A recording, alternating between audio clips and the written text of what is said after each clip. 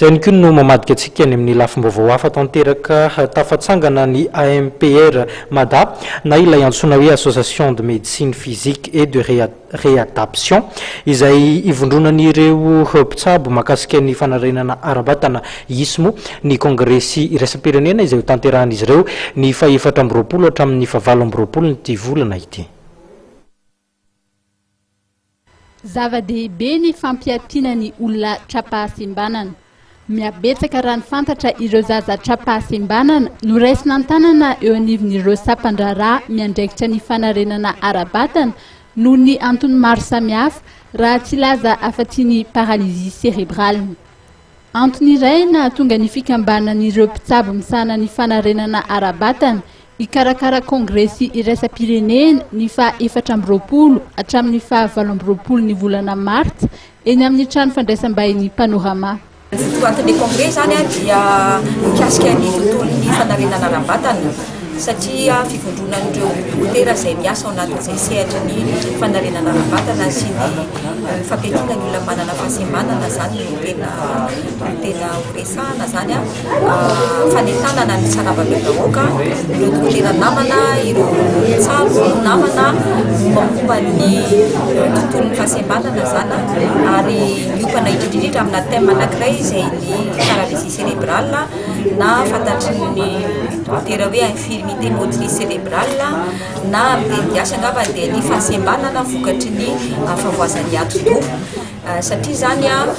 tsapanay zany dokotera miasa amin'ny sehatra ity zany fa ny amaro zany miabetsaka ireo zaza izay raisinay aty amin'ny service de rééducation manerana ny Madagasikara zany dia tianay zany ny isintona ny sain'ny tompona andraikitra rehetra zany hoe misy ange ny fisorohanan'izy io ny fisorohana azy aloha zany ny zavatra miarina ngeda be ao anaty zay ngamba dia ny fanaraha-maso ny vehivavy miteraka indrindrindrindra zany ny fampitomboana ny tahan'ireo le vehivavy miteraka any amin'ny mpitolo-pahasalamana izay tena mbola rano isika hoe 500 dia raha ohatra ka tonga moa ilay fahasembanana dia manofana ary anofana zany zay andreo dokotera na tsy amin'ny sehatry ny fanarenana ty ara fa ny pédiatra zao anaty na ny dokotera izay miasa ny mpitolo-pahasalamana fototra nisy misoratra anarana zany dia reo mitsabo-panampy any kinésithérapeute mena fampiofanana bebe koa zany mikasika ny fandraisana tanana ireo zaza manana fahasembanana vokatry ny favoazan'ny ati-doha zay. Voalaza fa fitsaboana lavitrezaka izay mila fiaraha-miasa amin'ny ray aman-dreny no anisan'ny fepetra raisina manoloana ireo zaza izay trapaham-pisimbanana. Ampianarina ny zaza amin'ny alalan'ny kilalao, ny stimulation, ny fihetsika samihafa izay tokony averina any an-tokantrano. Ny saran'ny fitsaboana dia arakaraka ny sokajiny marary.